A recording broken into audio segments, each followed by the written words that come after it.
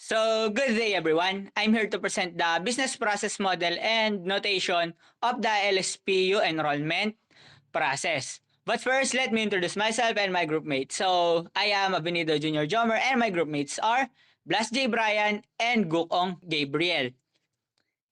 So, ito lang yung content ng ating presentation. So, yun, i-cover natin yung LSPU enrollment process gamit lang yung BPMN. So, let's start. So, here is the LSPU enrollment na BPMN diagram. So, as you can see, isa lang siyang malaking pool. Kasi nga, isa lang naman yung ating main task. And ang ating main task ay makita ang Certificate of Enrollment ng student. So, ano nga ba yung ating malaking pool na yon? So, yung ating malaking pool na yon ay ang School Enrollment Process. So, yun. And yung pool na yon ay maraming lanes sapagkat iba't ibang ang process yung matatakal natin dito. So yan, ito yung pool para sa student, pool para sa regular student, sa repeater, sa transferee, at saka freshman.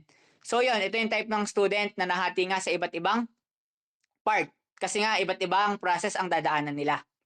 Nandito rin ang ating registrar at ang ICTS office. So yun, start natin yung enrollment process. Magsisimula yon sa student. Then, yun nga, kailan ba pwedeng mag-enroll?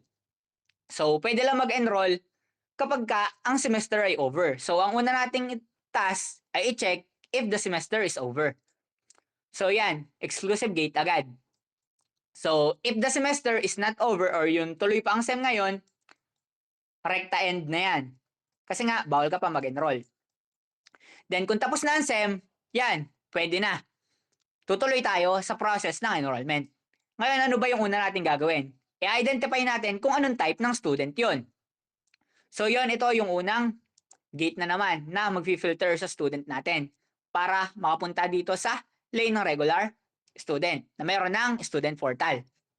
Is the student regular? Kung no, syempre bababa yan. And kung yes, tutuloy siya dito. So, yon, kung regular student siya, mag-i-evaluate siya ng kanyang instructor. So, yan, user task yan. So, alam nyo naman yan na pag nag-evaluate tayo, after nun, may lalabas na enrollment form.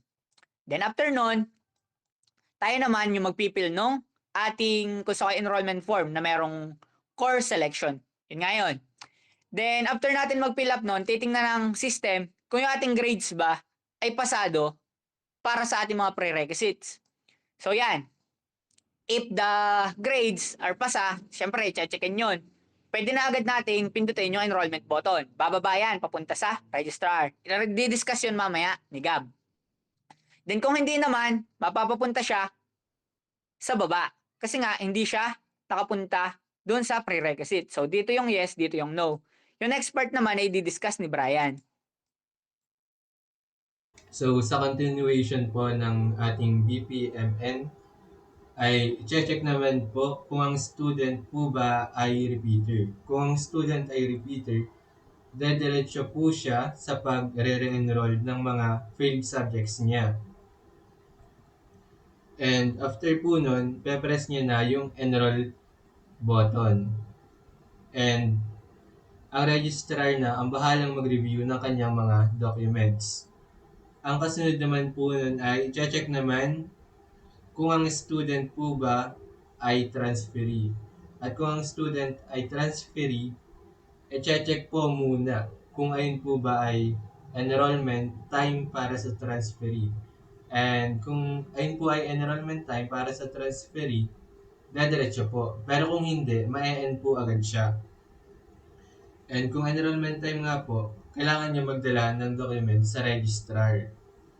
And ang registrar na po muli ang bahalang mag-review ng kanyang mga documents.